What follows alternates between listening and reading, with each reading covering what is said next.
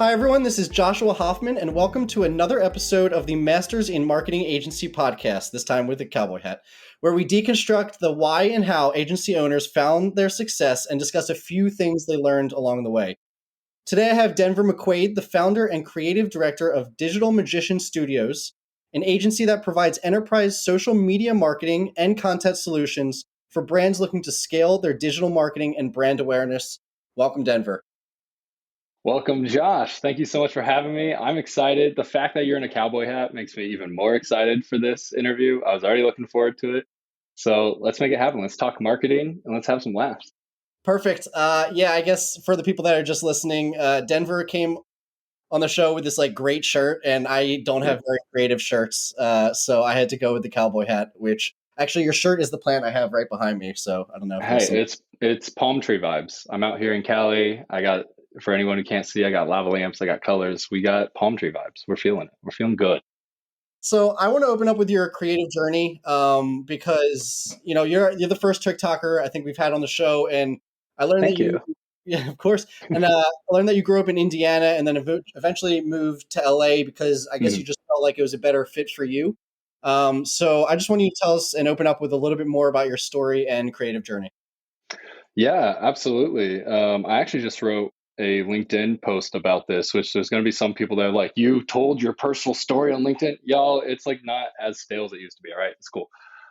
But yeah, I grew up in Indiana as an only child, transparently from a broken home, emotionally abusive one, which was tough, very isolating. And so I was often the outcast of every single group ever. Being an only child, you just want to connect with people, and I couldn't really connect with anyone at home or at school, but I could online. And so that's kind of where what eventually became, everything that we'll talk about on this episode. It all started with me just messing around on YouTube, and I was probably like 10, 12. I think my first YouTube channel, I was spray painting airsoft guns. This was like peak Call of Duty Modern Warfare 2, Red Tiger. Like, if you know, you know. So I'm out there spray painting on like this broken airsoft gun that looked like an M4. And I'm not even really a gun guy now. It's just like, you're a kid. It's kind of fun to like shoot at cans and stuff, right? At least in Indiana where there's nothing else to do. So it started there, and kind of adapted, and I didn't always really know what I wanted to do, and in many ways I still don't. Like it evolves and changes day to day. But that's where it started. Eventually in high school, it was like I wanted to learn how to make lightsabers, not real ones because I wasn't that committed, but I could do it in a computer. So early After Effects days, early Adobe days before it was a subscription. Yo, shout out if you were like OG Creative Suite before you had to pay every month. Yeah. That's where it started. Eventually, it was like, how do I make this move, right? Like, it went from graphic design to visual effects, and then over time, found footing on Vine. Creating visual effects content was Zach King Light. Wasn't really my intent, but he kind of had a foothold on the VFX, and I was learning. So I was a youngin in that space, and obviously adapted, evolved over time. Instagram, Musically, which became TikTok, all the things. And at the same time, I always kind of had a foot more in the professional world. So I went to college at Ball State University, graduated a semester early, which was great because it kept like 10K in my pocket. And that's all I had to my name when I moved out to LA. As an only child, my college was paid for. So transparency there. But everything else was entirely on my own. I also worked my ass off a bunch of different jobs in college. Freelance gigs, design, DJing. I was a video editor on campus, all these kinds of things. So I definitely paid at least a decent amount of my way as well.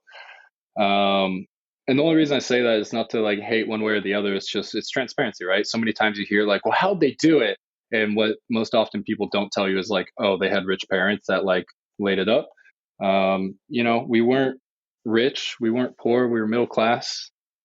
But anyway, all that be said, bought a laptop in high school, and there she wrote. But yeah, then that led me out to Los Angeles shortly after college, like a semester after, or I'm sorry, a month after. And my first job was actually at Snapchat of all places, which sounds really dope. And it was at the time. I was working on a show called Solve. I don't think it's on Snapchat anymore, but it was like an interactive murder mystery show. And so you, as the audience, got to pick and choose and kind of play guessing games and be the investigator in this fictional crime. So it was live action, really dope, and I was a graphic design animator for that. So fake blood and titles. That's cool. Eventually, you're like, I'm being underpaid and this commute sucks. So you find other things to do. Freelance. I went full time freelance. Was doing really well. Social media, like consulting, TikTok. Launched Ralph Lauren's TikTok page, a few other variety brands, and then COVID hit, and 6 months of work was gone overnight.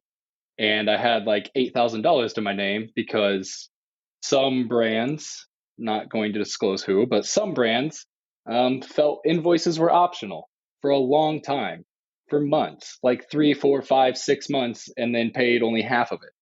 So when the world's shutting down and you're having this quote unquote once in a lifetime moment, plus all of 2020, we don't want to like have the war flashbacks, but like it was a year, right? We all know it was a year.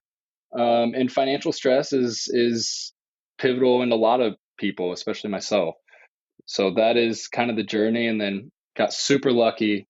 I still don't think I was qualified for this job, but shoot your shot. I loved it to death. I got a job at Call of Duty Activision during the pandemic, when I thought it was going to be like 3 months, and then we now know. And it was working on Call of Duty Mobile on their marketing team, doing motion graphics and all kinds of stuff for that. A lot of their social media posts, which Call of Duty is what got me into everything originally. The graphic design, like I said, the spray painting of airsoft guns. So now you're like, oh shit, that's full circle right there. So it's like the worst year in existence, at least modern existence. And I'm having this kind of decade, 10 year, like full circle thing. And then what almost poetically became was like, that's kind of when I hung up like VFX and motion graphics as like my full time gig. I worked there for about 10 months, absolutely loved it. Incredible people, incredible artists. I just realized I wasn't as passionate about it as everybody else. I was good at it. I wasn't great at it. I could invest the time and get better at it. I just felt like it was diminishing returns. So I was like, well, where else can I go? I felt like my business, entrepreneurial, engineering, that problem solver brain wasn't being tapped as much as like, hey, I know you need 3 days to do this. You have 3 hours. Can you get it done? And I'm like, yeah, but it's not fun. It's not going to be the best work ever, right? So I know there's a very long answer to your question, so I hope it gets chopped up or whatever, but really just want to paint the full picture. I left Activision, started January 6th, actually, the day of the Capitol riots. That was not intentional, but there it goes. Day of the Capitol riots, started my business, and over 2 years later, we've done over $500,000 in revenue. We're looking to do more than 500,000 this year alone, which will be exciting, because transparently, I didn't know what I was doing at the time. I thought I did. 2 years later, I realized I didn't. 2 years from now, I'll still feel that way. That's always kind of evolving. But yeah, it's been ups, downs, highs, lows, as anybody would say. But absolutely love it. I'm my own boss. Some days I work a lot of hours. Some days I work no hours. It ebbs and flows. I've found balance in my personal life, in my work life, in my relationships, work relationships, networking, friendships, hobbies. I didn't have that before. And everyone, myself and friends included, everyone's making more money than before. My business partner, she left her social media agency job where it was entirely women, which she thought was going to be great. And then it turned out to just be super catty and passive aggressive and just really a negative space for her. And I was like, if I can double your salary, like in the next 2 months, will you leave and join me? And she was hesitant, but she eventually said yes. And 2 years later, we still work together. So it's been incredible. We've launched Ralph Lauren's page. We relaunched PopSocket's page. We launched Amazon Alexa's page. We relaunched Tiesto's page, TikTok, Instagram, a variety of brands, startups as well. We've launched and supported and consulted. And I didn't expect any of that to happen when we started, but here we are. You apologize for going on, and I actually, it was great because you gave me like so many follow-up questions to fill I this. know. I'm so bad. As the No, but son of an great. investigative reporter, I should know how to do like bites. No. I was saying that was great because I have like I don't even know which direction to go because I have so many follow up questions to that. Sorry. No, I'm saying that's so great. Um, all right, Thank which you. start off with? How did you get Ralph Lauren as a client, and or how did you get your first client? We were talking before we started recording that my dog never barks; he's just barking.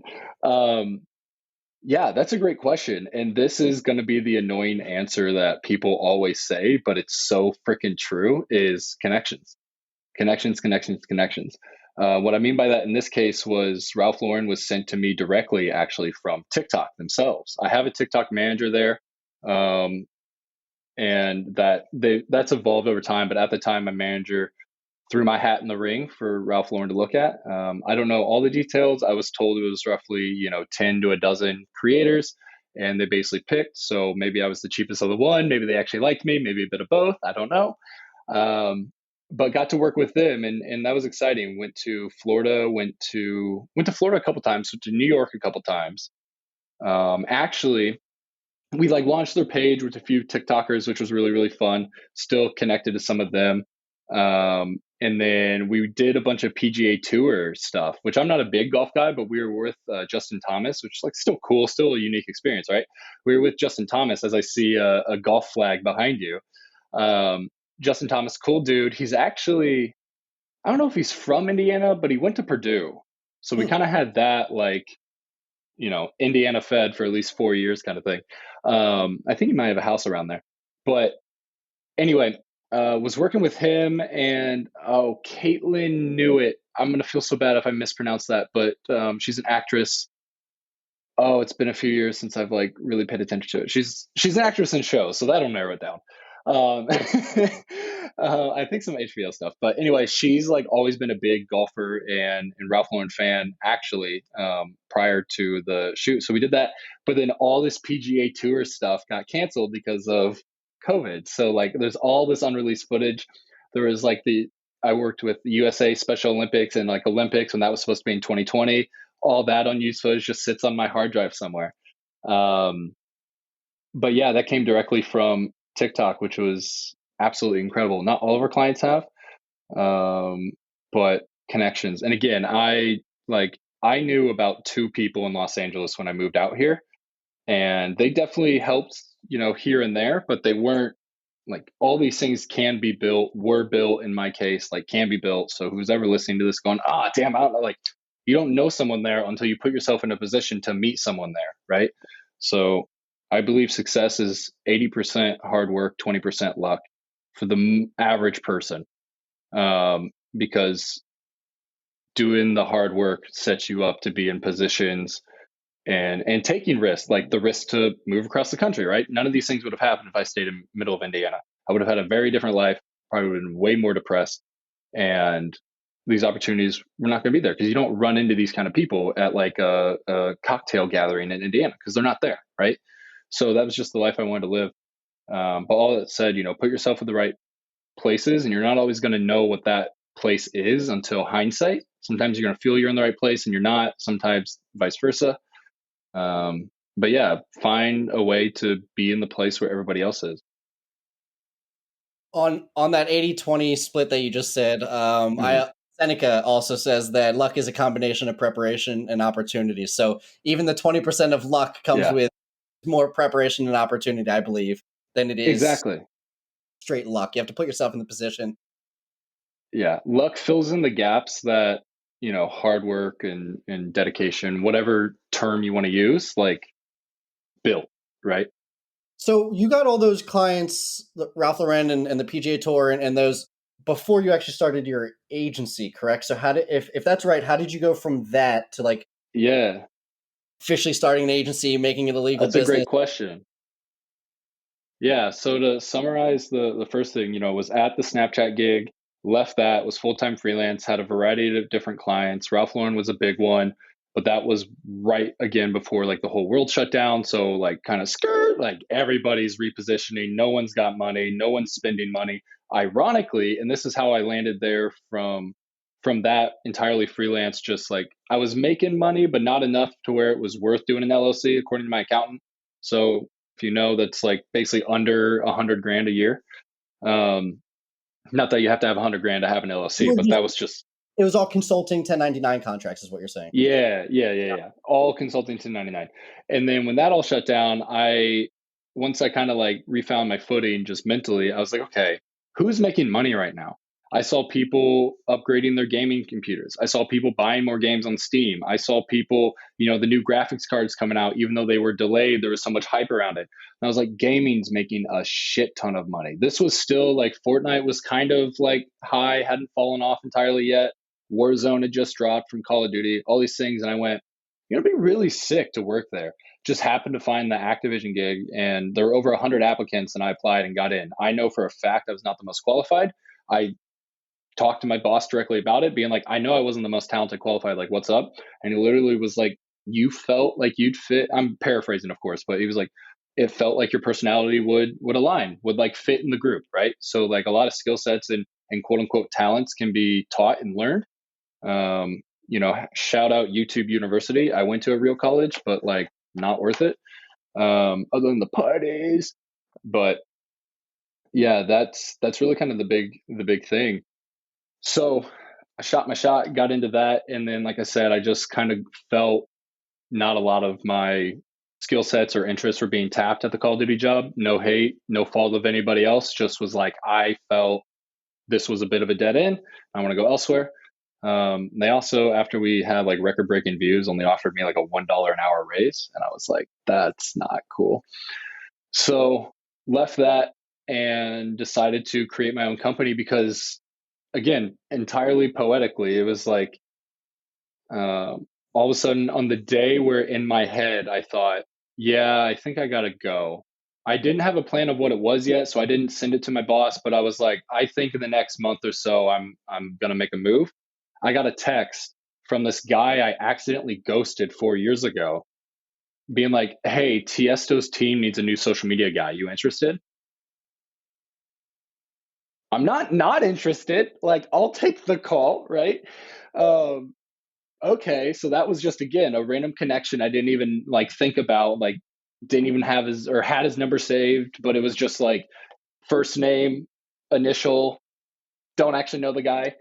Um, so there was that, and then started doing that, was consulting, creating content there aside to just kind of stockpile some money when I knew I was like, I'm gonna make the move, but I need some cash, right? I need some safety net. um but I got 2 weeks into January, because this started like January 1st. I got 2 weeks into January and I was like, I can't do this. I thought I was going to make it to March. 2 weeks in, I told my boss, I was like, I'm going to be cool. I'm going to give you a 1 month heads up. Because again, all good vibes there. Didn't want to screw him over. I know how stressful that can be. I was like, but I'm out basically after Valentine's Day, more or less, like February, right in the middle. And fast forward to that, that was good. My boss and I kind of like cried on the call. Keep in mind, I worked remote the entire 10 months. To this day, I've only met one of the people in one of my coworkers in person. And we still were like emotional and cried when we were on Zoom for like, every day. Or they were Microsoft Teams. It was rough. But yeah, screw Outlook, man. Gmail team all the way. But anyway, then on my very last day, and you're going to think I'm making this up for the story, and I promise you I'm not. On my very last day, I get an email again from TikTok. Hey, Amazon Alexa's team's looking for a social media TikTok like leader, head up, whatever the term. Like, you interested? It's like, are you like when one door closes, another one opens? Holy shit. Like the day. And I literally responded, hey, this is incredible. Thank you so much. I'm literally quitting my job today because I don't want to be in a 9 to 5, but are they down for agency vibes? And they were like, yeah. And I still had Tiesto at the time. And I was like, okay, cool. And then that was great. We worked with them for 8 months and launched their page from literally nothing to 350,000 followers, which is great. Got them like 50 million views. And I forget the exact number. I think it was roughly 100 videos for them, which was great. Absolutely incredible. So I have a bunch of Amazon Alexas. So if you want one, DM me. It's kind of hidden in the video camera here, but I moved it because it was a little clunky. I had 3D printed like R2D2 and TIE fighter stands that the Alexas could sit in. Yeah, yeah. Etsy, my guy. Etsy. Anyone who's got an Alexa, which is like probably everybody because capitalism, show some Etsy 3D printers some love and go buy yourself a TIE fighter and R2D2. But they also actually, like, after I did that, they had an officially licensed like Yoda ears that you could plop it in. So it was like a Yoda head, which was also great. So now I'm just promoting devices on here. But yeah. The sponsors later. How do you guys get new clients now then? It's a great question. It's still primarily word of mouth, which has its pros and cons. Word of mouth gives a lot more credibility, but it's often more slow, because it takes time to compound on more people you meet, more networking, everything. So most of our stuff is networking. I do post a lot of content on LinkedIn as well, but we are looking at doing some actual more automated or just other kind of drip marketing campaigns, whether it be newsletters or press placement and stuff like that. That's what a lot of people do. But truthfully, that probably to a fault has not been a big focus of ours, um, because we have been lucky. We've also had slim months. It's been feast and famine. It's not like we've just been riding the coattails of capitalism forever. Um, but yeah, I mean, that's definitely something we're looking into a lot more now, because this is another fun fact. I don't have a marketing degree. I don't have a business degree. I have a telecommunications degree, which is fancy long term for, like, I know how a video camera works, but I didn't go to film school. And what it also just means is, like, your content speaks for itself, whether that's your social media content, whether that's your, like, a freelancer who does editing or graphic design, like, your portfolio speaks more than your resume. I'm a big believer of that. I mean, cool brand logos on your resume, great, but most people don't start there. I know I said I started at Snapchat, and that's like mostly true, but I scrimmaged for gigs for like 4 months. I was like animating blind commercials for like blind companies. Like, you pick up $1,000 here and there where you can. Um, yeah, I forgot where I was going with that, to be truthful, but No, yeah, no, we're doing more marketing there. no, that was great. I actually want to take a step back and highlight that, I've noticed that twice in your life you've been kind of in a place that you just didn't feel comfortable. And I don't even know where the question is that's going to come from this, but Twice is an understatement. sure, sure. Okay. Place that I But yeah. realize, it's good. Thank you for saying that. Indiana and like working at Activision, right? Like, I don't think you dislike either of those, but you just found that it wasn't the right fit for you. And then you ended up moving to LA. Like, how and why did you Yeah. get cojones to do that? That's a great question. So I do want to clarify, even though it made sense in the question. I don't view Indiana and Activision the same thing. My time at Activision was way better. My time in Indiana was awful. I know you didn't Just insinuate it that saying, way, like, but I hear what you're saying for sure. I just want to clarify that, like, no, sure. Activision was cool, Indiana sucked, and that's my personal opinion. There are cool people there, but that's just my personal experience. In both Yeah, situations, you identified that there's greener pastures, and then went in that direction. yeah, and that can be rose-colored glasses. That can be grass is always greener, right? But when I view that slightly different. When I moved to Los Angeles, I had come out here and visited a time or two prior. And then I did have an internship prior to my senior semester at college. So I was out here for 3 months. And there's visiting a place and then there's living in a place, even for 3 months. Like, once you grocery shop at a place and like have to do laundry, you're like, okay, I kind of get like the system here. And I had never been more west than Chicago prior to then like my one trip to California. And then I had two trips to LA and then an internship. Anyway, I had never been more west than Chicago. So that was a lot, but I knew Indiana wasn't it. It just down to my absolute core. And I couldn't describe it when I was younger, but I knew it when I was younger. But as I got older, I knew it. And now that I'm 5 years out of it, been in LA for a little over 5 years now. Absolutely the right decision. It's expensive as hell here, no doubt about that. When money's good, this place is fun. When money's bad, this place sucks. Unfortunately, that's true for probably like 80% of the world right now. But there's at the time of my life now and looking back over the last 5 years, there's nowhere else I'd rather be. This is absolutely incredible. And when you say get the cojones, one side of my family all lives 15 minutes from where they grew up. And that's a lifestyle. That's fine. No hate to that. To me, I would go absolutely insane. But to them, and I'm exaggerating for like story, but like to them, it's crazy. I moved across the country to LA. To me, it was the only option. LA was plan A and plan Why? B was plan, what's that? Why? Why? Because it's where opportunity was. It's where creative was. It's where if I wanted to make a living, not even like ultra net worth, blah, blah, blah, but just survive and make a living being creative, it was either pharmaceutical ads in Indiana or literally everything Hollywood has to offer. And from my internship out here, I learned marketing and commercial work was the way. I gravitated to social media more and more because it was faster turnaround, faster feedback, faster turnaround. Maybe it's a bit of a dopamine hit. Yeah, there's that side of it. But to me, like, I thought I wanted to edit on Marvel movies, and I was like, you know what? That sounds like a lot of work for one thing to go out that people will have a strong opinion on one way or the other. Or I can make a shit ton of content, get it out over the course of a few weeks, months, or a year, and then just like go from there. And that's what landed me a bunch of jobs and opportunities. Was in college, I did a Vine a day for 121 days over like summer after my freshman year. Vine a day, 121 days, 6 seconds. Most of them had visual effects. What kind of funny story I could tell? A lot of them sucked. Some of them were great, some viral moments. But that led to opportunities. That led to connections. That led to me meeting creators I still chat with now, like 8 years later, right? That led to a lot of opportunities, which led to this connection. Actually, me doing a Vine a day led to going to Collab, and not the verb, the actual like management company called Collab. Went and met Danny Gonzalez, Jay Cyrus, and Brendan McNerney when they were popping on Vine back in the day.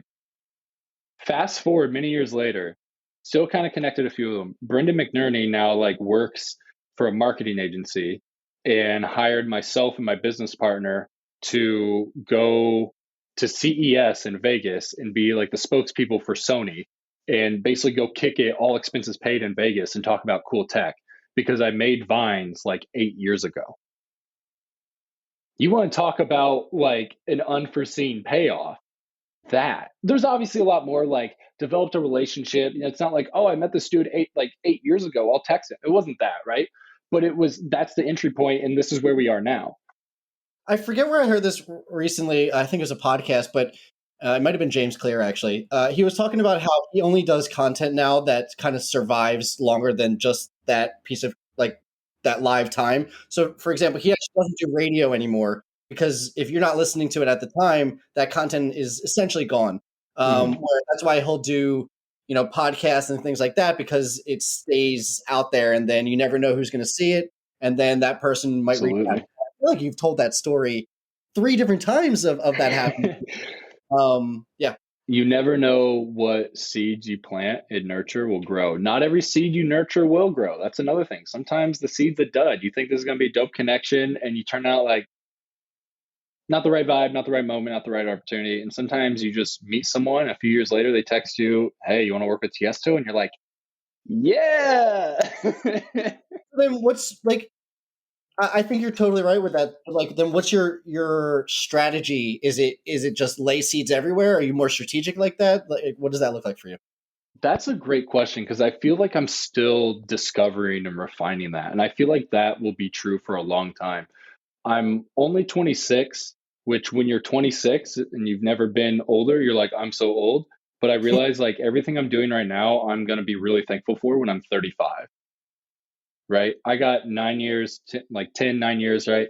I'm like, there's a lot of things I'm doing right now. Even this conversation, right? From our discovery call to this, like it's very fun. You're rocking a cowboy hat simply because like the vibes are right. Like we have no idea where in 10 years, like what you'll be doing, what I'll be doing, how we can synergize. So there's a lot of that. Now, some people are going to have differences of opinions, say yes to everything. Some will work out, some won't. Some will say be more protective of your brand and focus your energy here and there. I think there's a balance to that.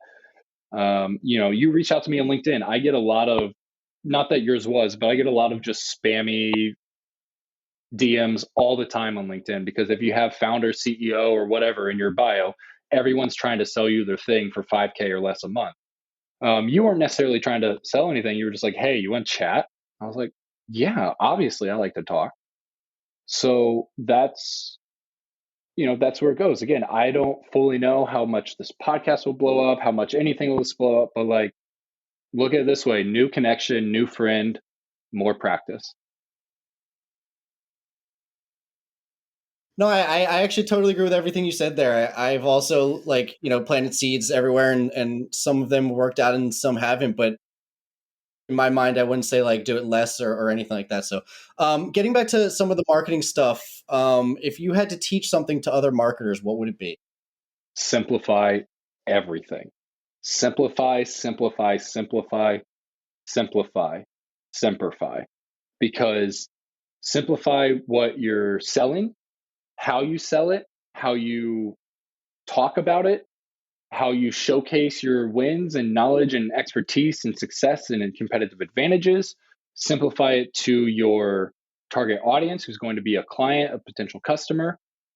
Simplify your internal processes. Don't make things a la carte. Don't make things custom built for everyone. And there's exceptions to all these, but especially if you're trying to build connections, like, you need repetition and credibility.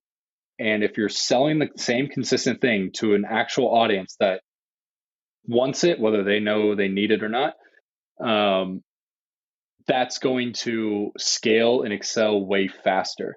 Something we did poorly, because I just lacked direction early on, is we did everything under the sun for social media, every platform, everything, because we were just like, who will give us 5K a month for 6 months, right? Secure the deal. Let's get some revenue in. And like, it worked until it didn't, which was basically right away. And what it became was, it's like really high churn, primarily because you're not as hyper focused in, so everything's kind of lukewarm. And also, internally, we're having to manage and learn and prioritize and understand and study like all these different things, instead of just like, we're the experts on these like one, two, maybe three things that all fall on one very tight umbrella. So like, we've hyper focused in on TikTok and Instagram, like community and page growth for brand. So we will find creators, we'll bring them in, have them become the faces of the brand, or make the content. We negotiate the deals, we manage the deals and the team and the people. We also do all the creative strategy. I'm personally very plugged in. Some CEOs will be like, oh, like, you got to be out of it. And you're like, I'm not there yet. I'm partly there, but I also like to be in it. So it's a bit of both, right? So the things I don't like to do, I've delegated to people that are better at it than me, which is excellent. That's the first thing you want to try to do. But also, I've hired people where I thought it was a good move at the time, and no hate to the previous like contractors of us, but like, I didn't know how to manage them. I didn't know how to get the best out of them. They didn't know how to give me what I wanted because I couldn't communicate that. So that's, a struggle. And that all came back to being like, didn't know what the fuck I was selling. What would you do differently now? Commit. And what I mean by that is, like, when everything's an option, you get analysis paralysis, or you try to do it all because you don't know what's going to work or not. But just commit entirely into one avenue. Do some research so you have like some confidence with it, but just entirely commit, and then get back to yourself in 6 months and be like, is this working? Yes or no? What can we change? At the same time, I have, it's not on my desk, normally is, but I have a journal that I write in, that's on the front. It says 1% better every day. You also mentioned James Clear. I I'm not trying to like take it. I did have that mindset before I got that book, but as that book and that mindset like were drawn together, so I read it and I was like, oh my god, this is so great. So not trying to be like it before, but in my very small bubble that is my brain, I thought that like compounding growth, right? Every day, if I'm a little bit better than yesterday, that builds over time. So pick something, commit to it, and it's very easy to be scared when you don't know how something's going to work. But if you try to do everything, nothing's going to work, and then you're going to be stressed and scared. And fuck that. Oh, I love that. What do you enjoy talking about the most that you normally don't get an opportunity to talk about? Ooh, I got to think on that one.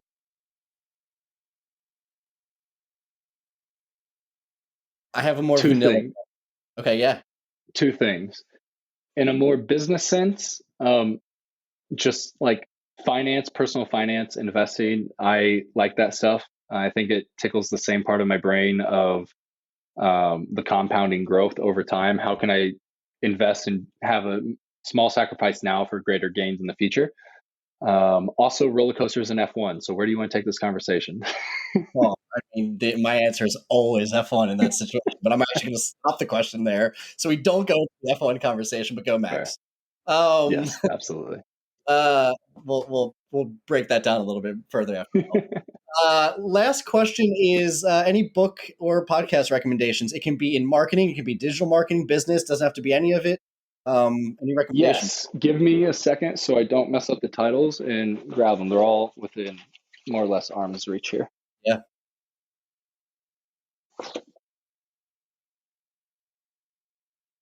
You're gonna love one of these, if not a few. Well, because this is my favorite part is getting the book and podcast recommendations. So I have an ongoing list of recommendations, but very curious to hear yours. Okay. Excellent. Well, this is probably already on your list, but I'm gonna reinforce it. Atomic Habits by James Clear. This rewrote my brain, which was excellent. So thank you.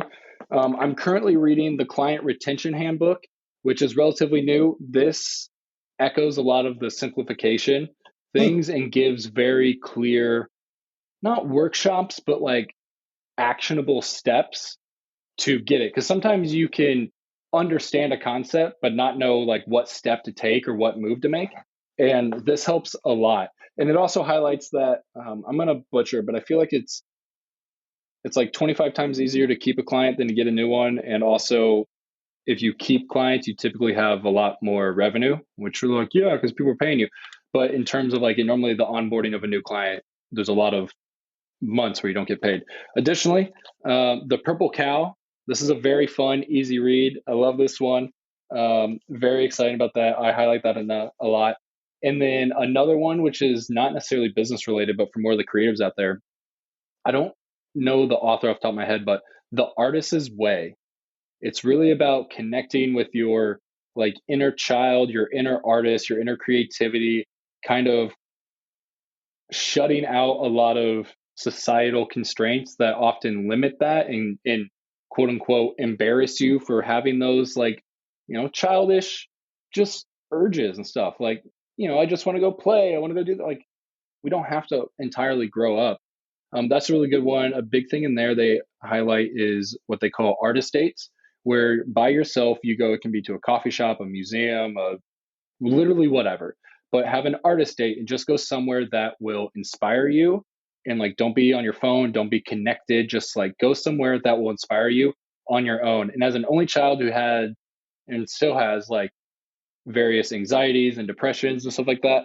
It ebbs and flows in days, but like going somewhere myself was like terrifying. Like I used to hate the movies. Now I live in Hollywood and I'll go by myself because it's great. It's fun. And I'll go see something that I want to see. I don't always need a friend to go do a thing with me. Yes, it's fun to do things with friends, but my version of artist date, we mentioned F1. I love racing, not like NASCAR racing, but I like cool car go fast. So I'll go up to Burbank, like 20 minutes from me, and go to K1 speed and just go karting for the day, especially if I'm like really just kind of in my head on something. I don't do it every time. I have other forms of like meditation and whatnot.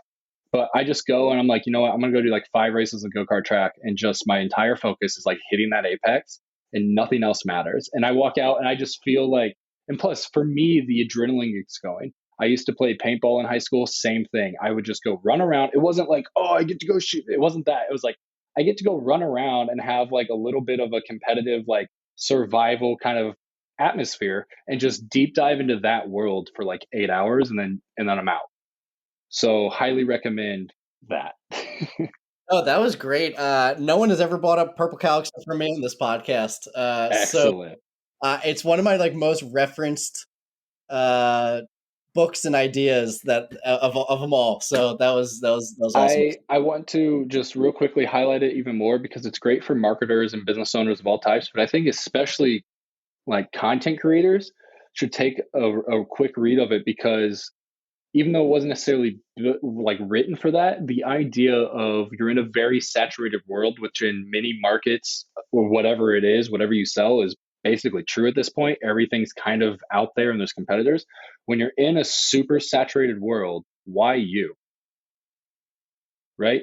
Everyone thinks, oh yeah, I'm cool, I'm this, I'm that. Everyone's the main character of their own story. Yeah, great. But like everyone's the main character of their own story. So everybody who's watching you, whether it's 5 views or 500,000 views, they're the main character of their story. Why should they give a shit about you? And as we come up to the end of the episode, I just want to give you an opportunity to mention how people can find you and anything else you'd like to end with. Yeah, absolutely. Well, first off, Josh, thank you so much. This has been great. I really, really enjoy this. We'll have to do this again, and I'll get a cowboy hat so I can match. You can find me on Instagram, TikTok, and LinkedIn at Denver McQuaid. When you're the only person in the world with this name, you get every handle. It's great. You can find me there. I talk about, especially on LinkedIn, I talk about marketing and social media strategy and content and a little bit of finance. On Instagram and TikTok, I like to just keep it light and fun. Some business like tips and hacks there, but more just everyday life and a lot of videos and photos of my dog. So yeah, here he's right here. Everyone take a look. This is Rocky.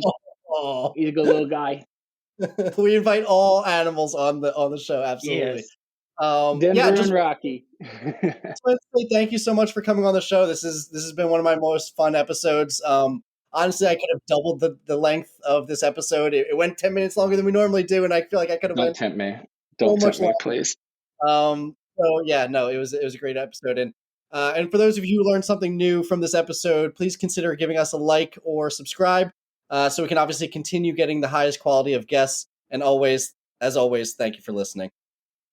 Thank you so much, Josh. Have a good one, guys. Thanks for listening to the Masters in Marketing Agency podcast. I hope you got a ton of value out of this episode. And before we go, I just want to thank our sponsors, DevNoodle. DevNoodle provides marketing agencies with the ability to offer their clients unlimited website design, build, and management services with fixed monthly plans. If website design, development, and maintenance is holding your agency back from growing, please reach out to us at devnoodle.com, where we make websites easy for you and easy for your clients. devnoodle.com.